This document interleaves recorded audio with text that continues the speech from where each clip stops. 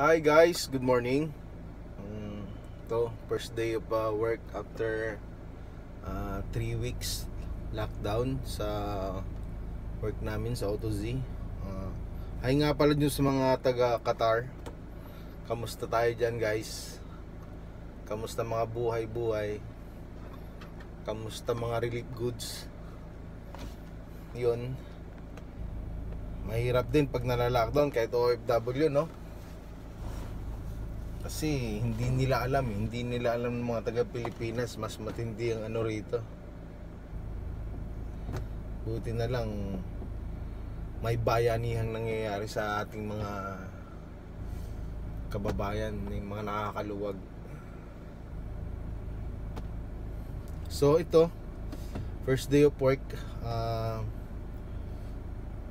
Tingnan natin kung anong sitwasyon sa office, kung may mga COVID ba sila. So, paano guys? Mamaya na lang. Yan, sitwasyon dito sa Doha. Dami pa rin ginagawang construction kahit may COVID.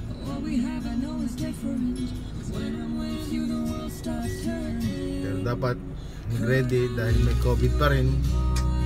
N95 3M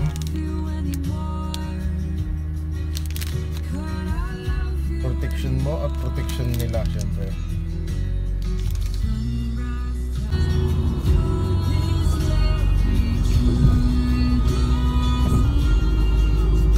Tayong pera ng Qatar, grabe. Kahit may COVID.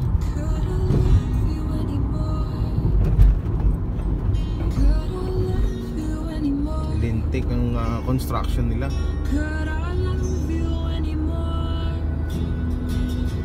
At sandali lang dito pag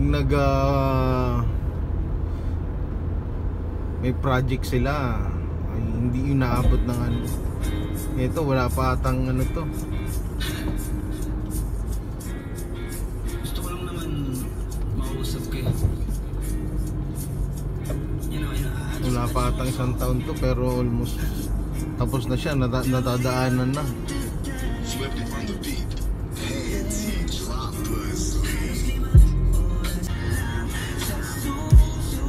Kasi sa mga iiwasan nyo pag nagdadrive kayo sa Middle East or dito sa Doha, pag nakalagay is 100 usually 180.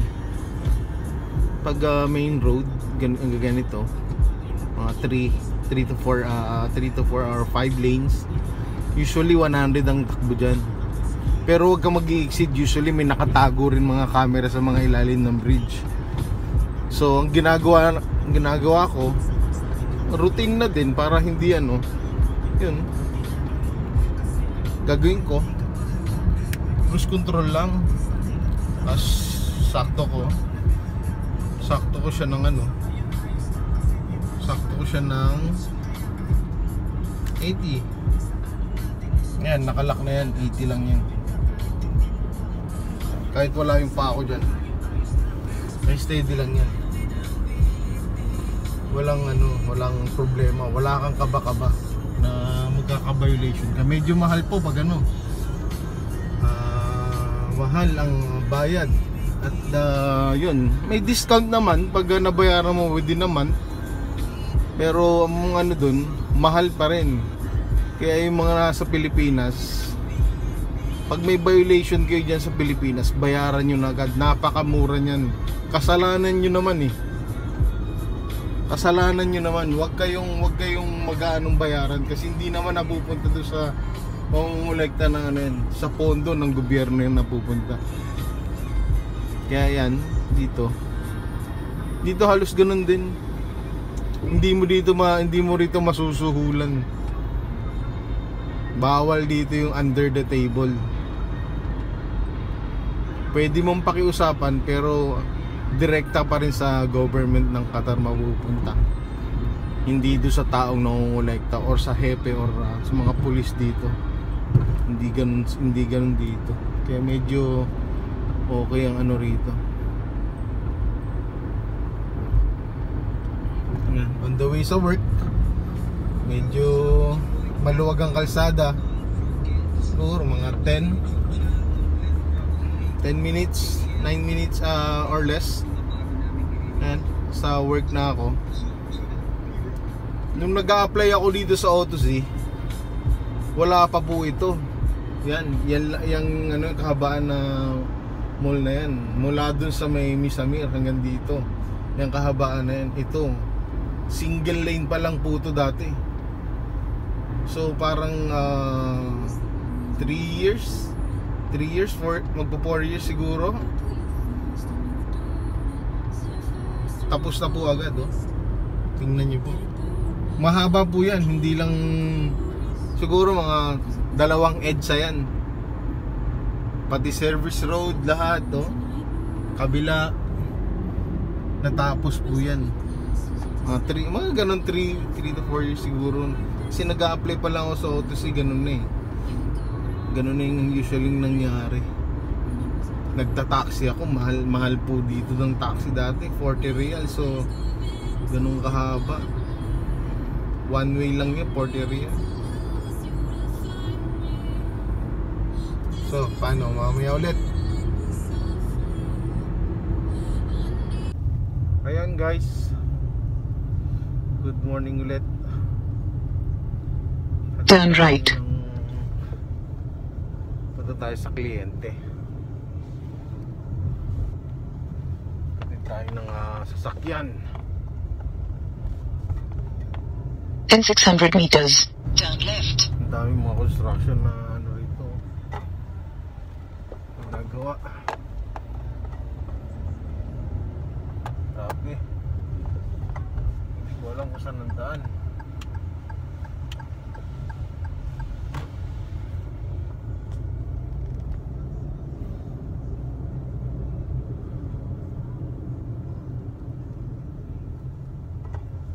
Paikot-ikot muna.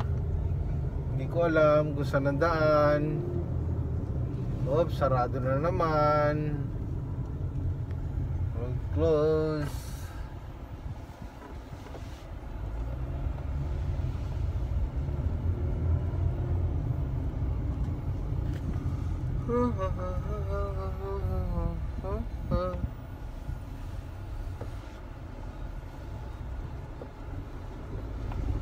Off-road.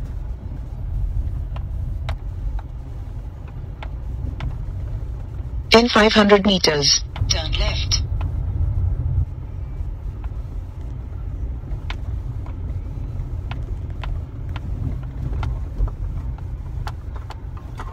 Grabe, ang daming...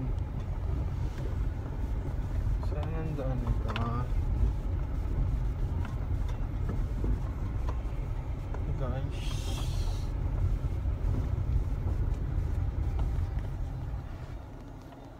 Ligaw.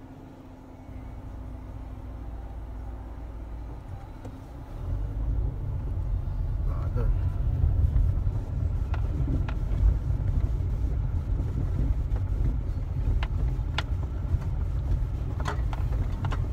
Hindi siya masyadong malubak. Sobrang lubak. Grabe.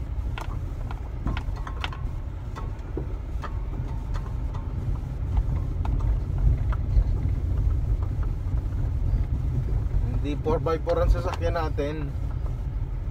Normal SUV lang siya.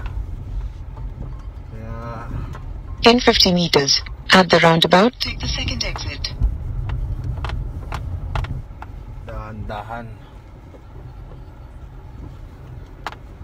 Kawawa naman ang aming customer. Try natin itong daan na to, kung saan napunta.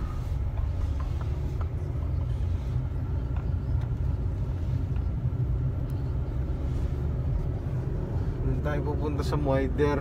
Doon pa sa dulo yun eh. Yan, gano'ng kalalaki bahay dito guys. So, normal na tao pa lang yan. Hindi pa sila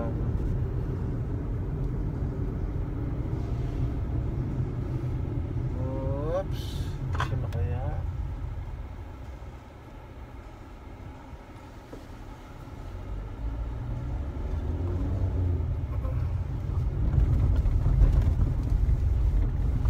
natin yung truck, baka alam niya yung daan. Habang sarado.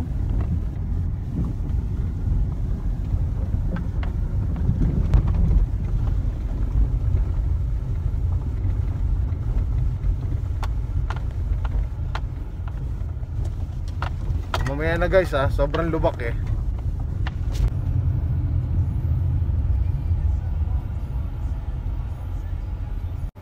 And welcome back guys. Nakita rin ang daan. Sana. Ito na yun.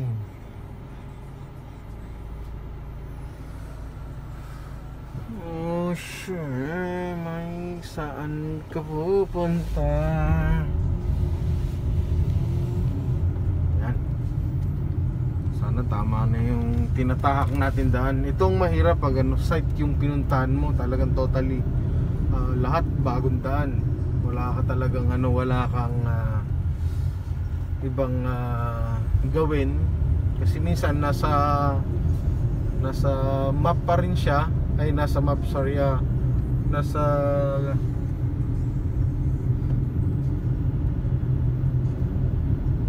Google Map siya, pero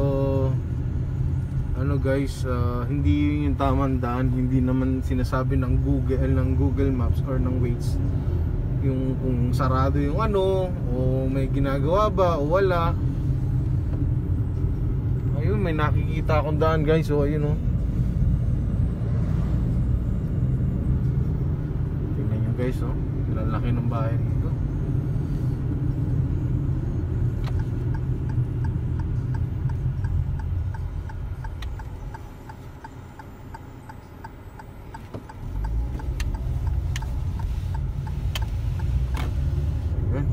Ito na.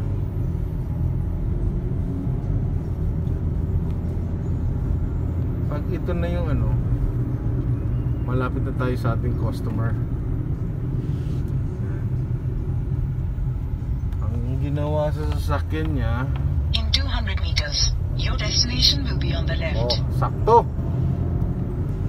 Tumbok. Nadali rin mga ka-OFW. Huling-huli, batang-bata. Okay. So paano guys? Ayun guys, tapos na yung deliveries ko sa customer.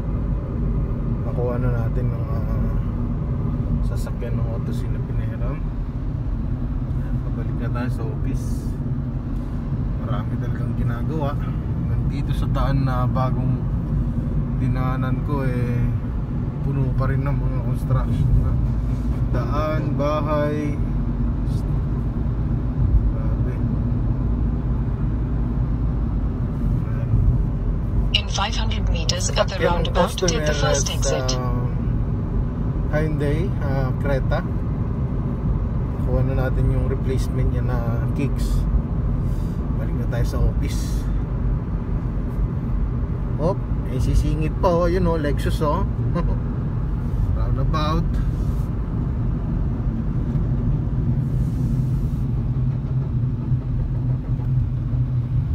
Exit the roundabout. Continue for 800 meters.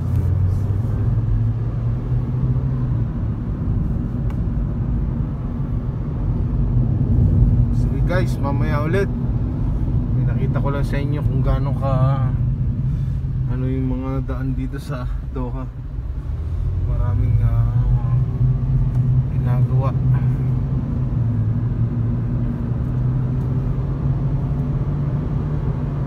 Ganda yung kaysa sa opisina magtrabaho. In 500 meters at the roundabout, take the third exit onto New Hindi Zealand Road. boring, hindi nakakantok.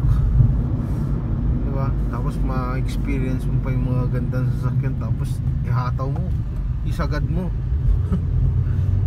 Sagad mo yung silinyador niya. Halos sasabog na yung Pero dapat walang camera. Kasi pagbabayaran mo, nasa system yan. Ikaw ang gumamit ng sasakyan. Sige guys, paano? Bye! Masok Saudi. Where distance? In here? Eh. Busy pa din. Ayun guys. Tapos din ang duty. Grabe. Mainit. 43 siya ngayon, no?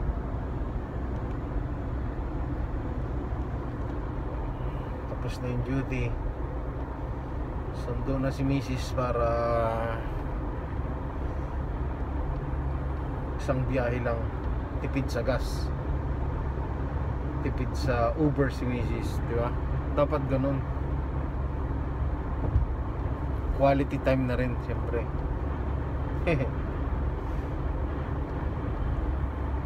Pares lang dinadaanan. Muna ka muna. Malaki yan.